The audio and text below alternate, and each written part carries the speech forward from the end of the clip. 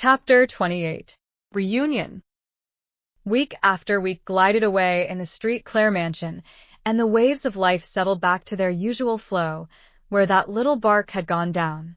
For how imperiously, how coolly, in disregard of all one's feeling, does the hard, cold, uninteresting course of daily realities move on.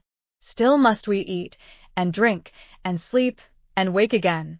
Still bargain, buy, sell, ask and answer questions, pursue, in short, 1,000 shadows, though all interest in them be over, the cold mechanical habit of living remaining, after all vital interest in it has fled. All the interests and hopes of St. Clare's life had unconsciously wound themselves around this child. It was for Eva that he had managed his property. It was for Eva that he had planned the disposal of his time, and to do this and that for Eva, to buy, improve, alter, and arrange or dispose something for her, had been so long his habit that now she was gone, there seemed nothing to be thought of and nothing to be done. True, there was another life, a life which, once believed in, stands as a solemn, significant figure before the otherwise unmeaning ciphers of time, changing them to orders of mysterious, untold value. St. Clare knew this well, and often, in many a weary hour, he heard that slender, childish voice calling him to the skies, and saw that little hand pointing to him the way of life, but a heavy lethargy of sorrow lay on him. He could not arise. He had one of those natures which could better and more clearly conceive of religious things from its own perceptions and instincts than many a matter-of-fact and practical Christian. The gift to appreciate and the sense to feel the finer shades and relations of moral things often seems an attribute of those whose whole life shows a careless disregard of them. Hence Moore, Byron, Goethe often speak words more wisely descriptive of the true religious sentiment than another man whose whole life is governed by it. In such minds, disregard of religion is a more fearful treason, a more deadly sin that st. Clare had never pretended to govern himself by any religious obligation, and a certain fineness of nature gave him such an instinctive view of the extent of the requirements of Christianity that he shrank, by anticipation, from what he felt would be the exactions of his own conscience, if he once did resolve to assume them. For, so inconsistent is human nature, especially in the ideal, that not to undertake a thing at all seems better than to undertake and come short. Still Street Clare was, in many respects, another man. He read his little Eva's Bible seriously and honestly. He thought more soberly and practically of his relations to his servants, enough to make him extremely dissatisfied with both his past and present course. And one thing he did, soon after his return to New Orleans, and that was to commence the legal steps necessary to Tom's emancipation, which was to be perfected as soon as he could get through the necessary formalities. Meantime, he attached himself to Tom more and more, every day. In all the wide world, there was nothing that seemed to remind him so much of Eva, and he would insist on keeping him constantly about him, and, fastidious and unapproachable as he was with regard to his deeper feelings, he almost thought aloud to Tom. Nor would anyone have wondered at it, who had seen the expression of affection and devotion with which Tom continually followed his young master. "Well, Tom," said Street Clare, the day after he had commenced the legal formalities for his enfranchisement, "I'm going to make a free man of you. So have your trunk packed, and get ready to set out for Kentucky." The sudden light of joy that shone in Tom's face as he raised his hands to heaven, his emphatic "Bless the Lord," rather discomposed Street Clare. He did not like it that Tom should be so ready to leave him. "You haven't had such very bad times here, that you need be in such a rapture, Tom," he said drily. "No, no, Mossar, 'tan't that. It's bein' a freeman. That's what I'm joyin' for." "Why, Tom, don't you think, for your own part, you've been better off than to be free?" "No, indeed, Mossar Street Clare," said Tom, with a flash of energy. "No, ain't it?" "Why, Tom, you couldn't possibly have earned, by your work, such clothes and such living as I have given you." "Knows all that, Mossar Street Clare. Mossar has been too good. But, Mossar, I'd rather have poor clothes, poor house, poor everything, and have 'em mine, than have the best and have 'em any man's else. I had so, Mossar. I think it's natur, Mossar." I suppose so, Tom, and you'll be going off and leaving me in a month or so, he added, rather discontentedly. Though why you shouldn't no mortal knows, he said in a gayer tone, and, getting up, he began to walk the floor. Not while Mossar is in trouble, said Tom. I'll stay with Mossar as long as he wants me. So, as I can be any use. Not while I'm in trouble, Tom, said Street Claire, looking sadly out of the window. And when will my trouble be over? When Mossar St. Clair's a Christian, said Tom. And you really mean to stay by till that day comes? Said Street Claire, half smiling, as he turned from the window and laid his hand on Tom's shoulder. Ah, Tom, you soft, silly boy. I won't keep you till that day. Go home to your wife and children, and give my love to all. I's faith to believe that day will come, said Tom, earnestly and with tears in his eyes. The Lord has a work for Mossar. A work, hey? Said Street Claire. Well, now, Tom, give me your views on what sort of a work it is.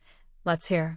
Why, even a poor fellow like me has a work from the Lord, and Mossar Street Claire, that has Larnine and riches and friends, how much he might do for the Lord.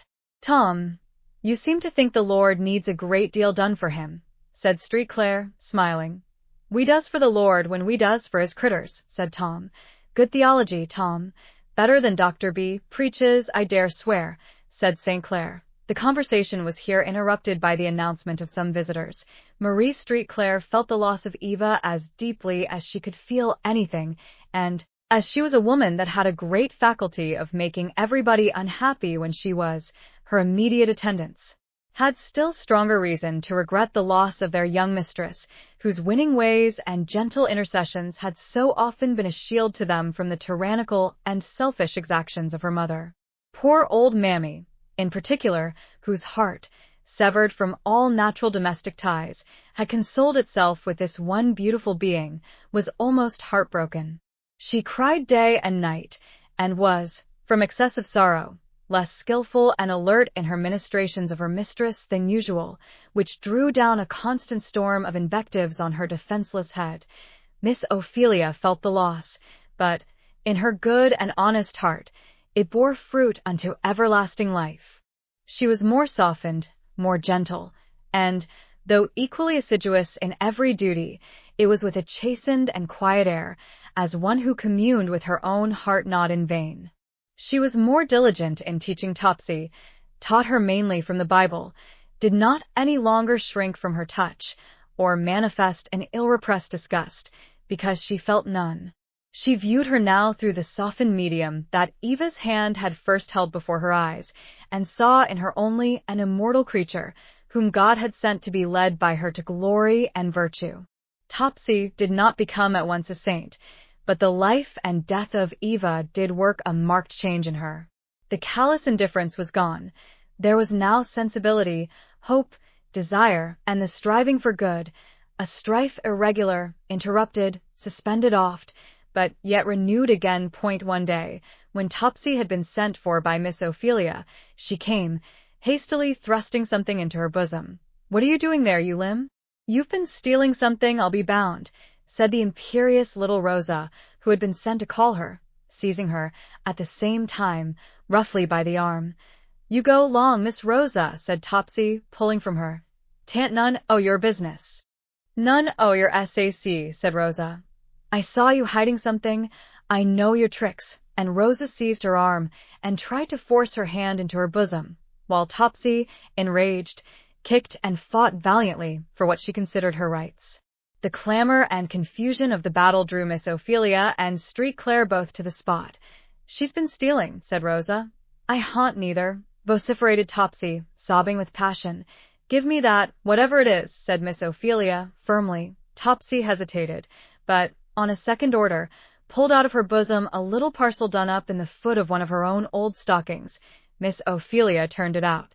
There was a small book, which had been given to Topsy by Eva, containing a single verse of Scripture, arranged for every day in the year, and in a paper the curl of hair that she had given her on that memorable day when she had taken her last farewell.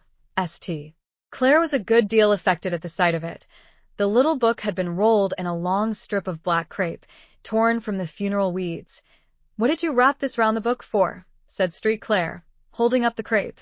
Cause. Tea was Miss Eva. Oh, don't take Em away, please, she said, and, sitting flat down on the floor and putting her apron over her head, she began to sob vehemently. It was a curious mixture of the pathetic and the ludicrous. The little old stockings, black crepe, textbook, fair, soft curl, and Topsy's utter distressed St. Claire smiled, but there were tears in his eyes as he said, Come, don't cry, you shall have them, and, putting them together, he threw them into her lap and drew Miss Ophelia with him into the parlor. I really think you can make something of that concern, he said, pointing with his thumb backward over his shoulder. Any mind that is capable of a real sorrow is capable of good. You must try and do something with her. The child has improved greatly, said Miss Ophelia. I have great hopes of her. But, Augustine, she said, laying her hand on his arm, one thing I want to ask. Whose is this child to be? Yours or mine? Why, I gave her to you, said Augustine, but not legally. I want her to be mine legally, said Miss Ophelia. Phew. Cousin, said Augustine. What will the Abolition Society think? They'll have a day of fasting appointed for this backsliding if you become a slaveholder. Oh, nonsense. I want her mine, that I may have a right to take her to the free states and give her her liberty, that all I am trying to do be not undone. Oh, cousin, what an awful doing evil that good may come. I can't encourage it. I don't want you to joke, but to reason, said Miss Ophelia. There is no use in my trying to make this child a Christian child, unless I save her from all the chances and reverses of slavery, and if you really are willing I should have her, I want you to give me a deed of gift, or some legal paper. Well, said St. Claire, I will. And he sat down and unfolded a newspaper to read. But I want it done now, said Miss Ophelia. What's your hurry? Because now is the only time there ever is to do a thing in, said Miss Ophelia.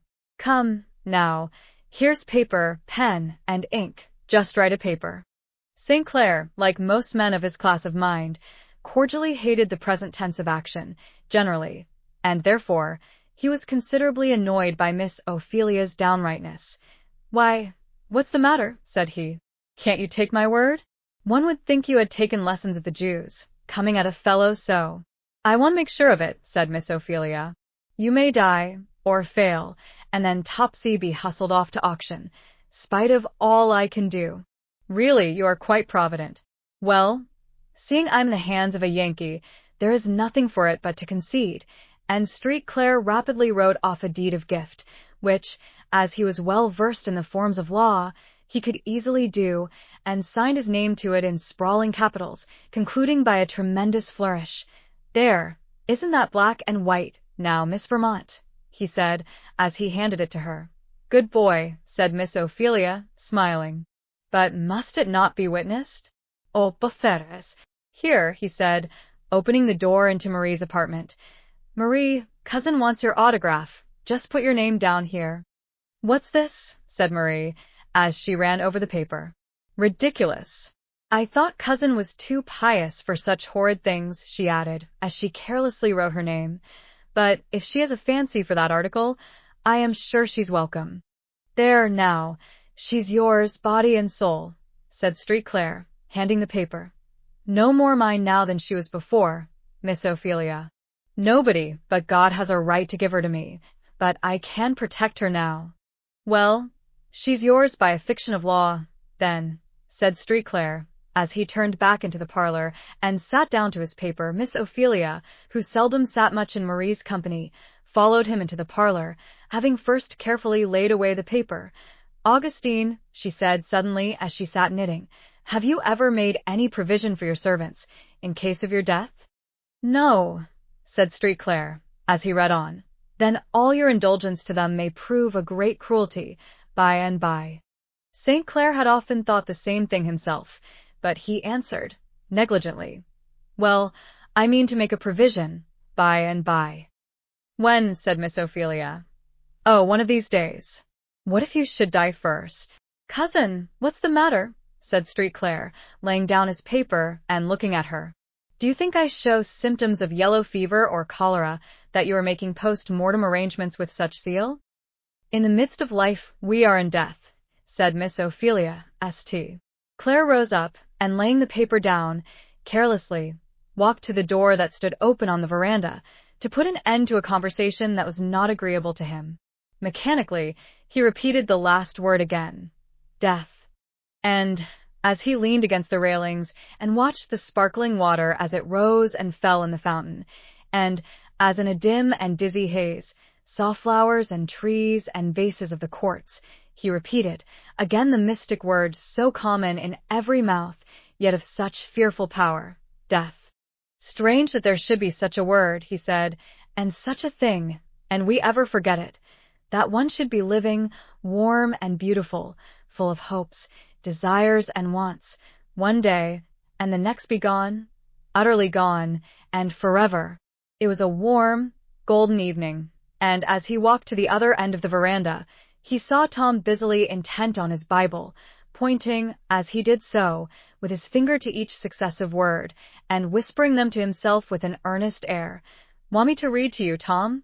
Said St. Clair, seating himself carelessly by him. If Mossar pleases, said Tom, gratefully. Mossar makes it so much plainer. St. Clair took the book and glanced at the place, and began reading one of the passages which Tom had designated by the heavy marks around it. It ran as follows. When the Son of Man shall come in his glory, and all his holy angels with him, then shall he sit upon the throne of his glory, and before him shall be gathered all nations, and he shall separate them one from another, as a shepherd divideth his sheep from the goats. St. Clair read on in an animated voice, till he came to the last of the verses. Then shall the king say unto him on his left hand, Depart from me, ye cursed, into everlasting fire. For I was an hungered, and ye gave me no meat. I was thirsty, and ye gave me no drink. I was a stranger, and ye took me not in. Naked, and ye clothed me not. I was sick, and in prison, and ye visited me not. Then shall they answer unto him, Lord, when saw we thee an hungered, or athirst, or a stranger, or naked, or sick, or in prison, and did not minister unto thee? Then shall he say unto them, Inasmuch as ye did it not to one of the least of these my brethren, ye did it not to me. St. Clair seemed struck with this last passage, for he read it twice, the second time slowly, and as if he were revolving the words in his mind. Tom, he said, these folks that get such hard measure seem to have been doing just what I have, living good, easy, respectable lives, and not troubling themselves to inquire how many of their brethren were hungry or athirst, or sick, or in prison. Tom did not answer, Peste. Claire rose up and walked thoughtfully up and down the veranda, seeming to forget everything in his own thoughts. So absorbed was he, that Tom had to remind him twice that the tea-bell had rung, before he could get his attention. St. Clair was absent and thoughtful, all tea-time. After tea, he and Marie and Miss Ophelia took possession of the parlor almost in silence. Marie disposed herself on a lounge, under a silken mosquito curtain, and was soon sound asleep. Miss Ophelia silently busied herself with her knitting. St. Clair sat down to the piano, and began playing a soft and melancholy movement with the Aeolian accompaniment. He seemed in a deep reverie, and to be soliloquizing to himself by music. After a little, he opened one of the drawers, took out an old music book whose leaves were yellow with age, and began turning it over. There, he said to Miss Ophelia, this was one of my mother's books, and here is her handwriting. Come and look at it. She copied and arranged this from Mozart's Requiem. Miss Ophelia came accordingly. It was something she used to sing often, said St. Clair. I think I can hear her now. He struck a few majestic chords, and began singing that grand old Latin piece, the Dies Irae. Tom, who was listening in the outer veranda, was drawn by the sound to the very door, where he stood earnestly. He did not understand the words, of course, but the music and manner of singing appeared to affect him strongly, especially when St. Clair sang the more pathetic parts. Tom would have sympathized more heartily, if he had known the meaning of the beautiful words, Recordare Jesu paequatsum causa tuir viin me perdas, illa diaquirens me sedisti lassus redemisti crucem passus tantus, labor non sit cassus. 1. These lines have been thus rather inadequately translated. Think, O Jesus, for what reason thou enduredst earth's spite and treason, nor me lose, in that dread season, seeking me, thy worn feet hasted, on the cross thy soul death tasted, let not all these toils be wasted. Mrs. Stowe's note. St. Clair threw a deep and pathetic expression into the words, for the shadowy veil of years seemed drawn away, and he seemed to hear his mother's voice leading his. Voice and instrument seemed both living, and threw out with vivid sympathy those strains which the ethereal Mozart first conceived as his own dying requiem. When St. Clair had done singing, he sat leaning his head upon his hand a few moments, and then began walking up and down the floor. What a sublime conception is that of a last judgment, said he, a righting of all the wrongs of ages, a solving of all moral problems, by an unanswerable wisdom. It is, indeed, a wonderful image. It is a fearful one to us, said Miss Ophelia. It ought to be to me, I suppose, said St. Clair, stopping, thoughtfully. I was reading to Tom this afternoon that chapter in Matthew that gives an account of it, and I have been quite struck with it. One should have expected some terrible enormities charged to those who are excluded from heaven as the reason, but no, they are condemned for not doing positive good, as if that included every possible harm. Perhaps, said Miss Ophelia, it is impossible for a person who does no good not to do harm.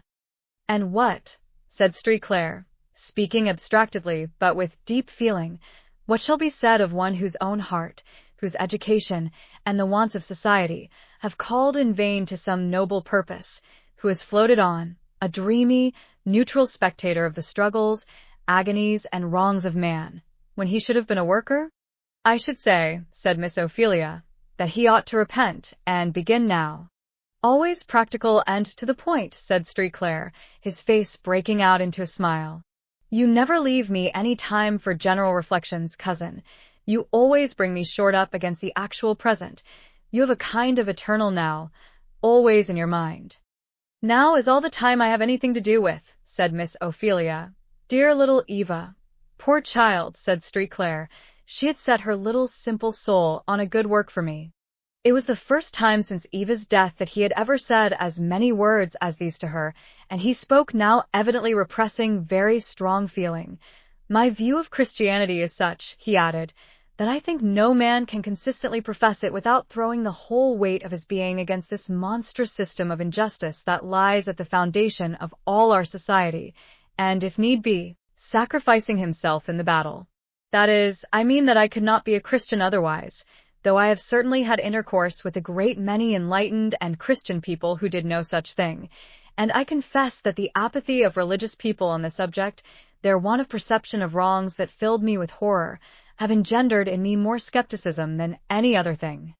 If you knew all this, said Miss Ophelia, why didn't you do it? Oh, because I have had only that kind of benevolence which consists in lying on a sofa and cursing the church and clergy for not being martyrs and confessors. One can see, you know, very easily how others ought to be martyrs.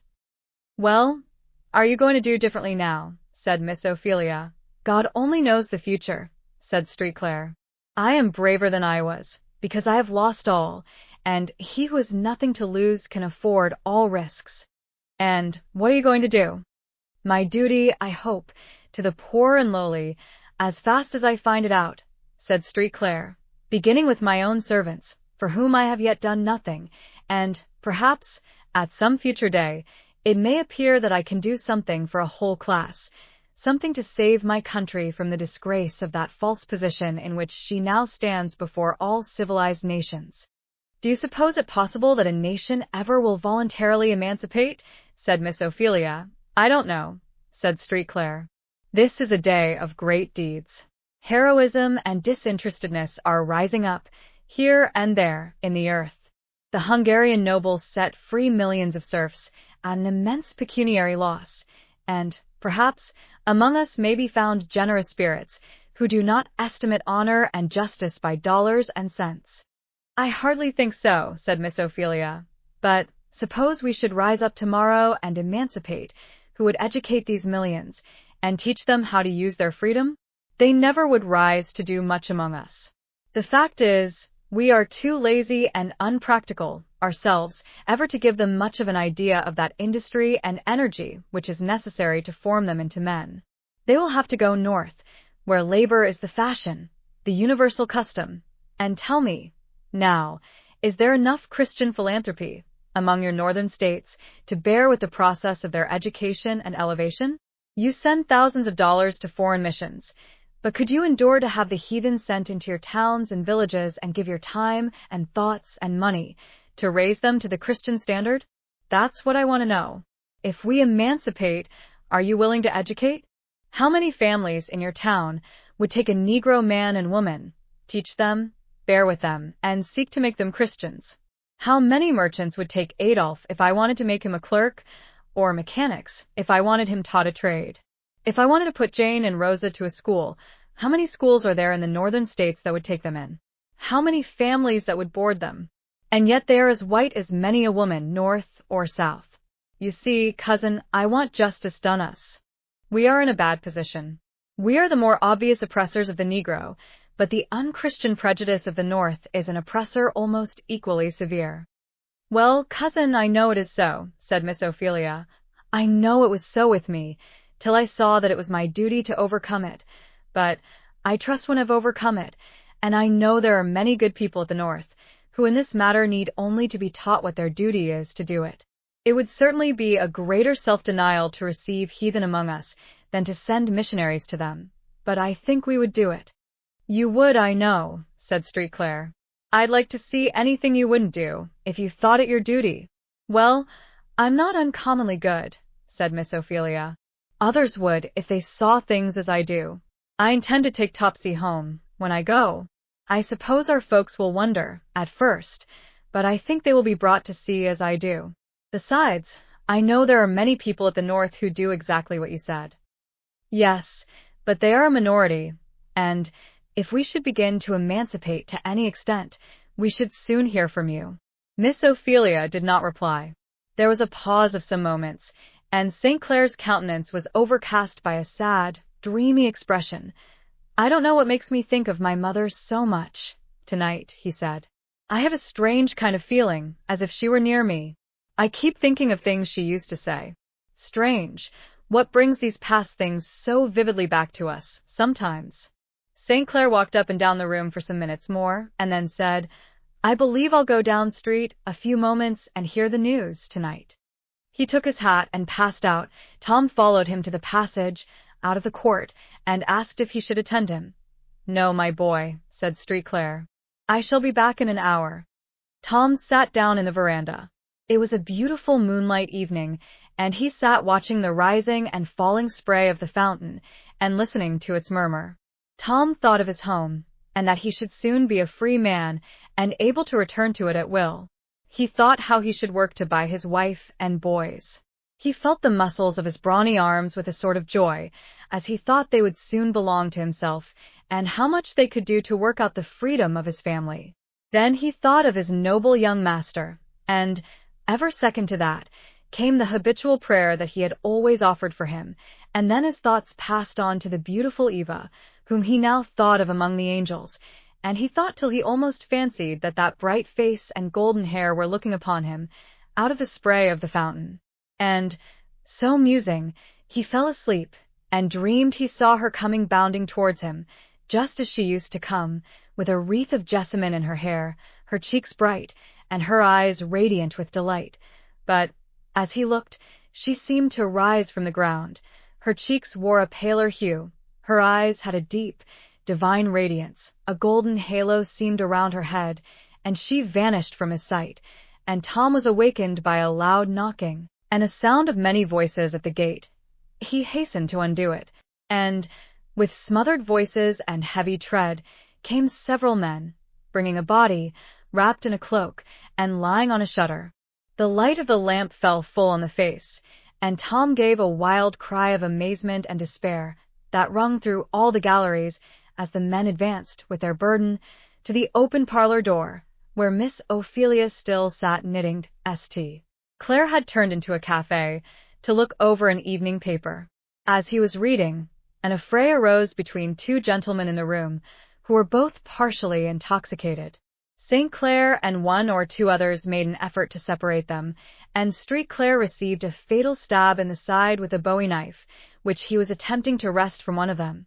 The house was full of cries and lamentations, shrieks and screams, servants frantically tearing their hair, throwing themselves on the ground, or running distractedly about, lamenting.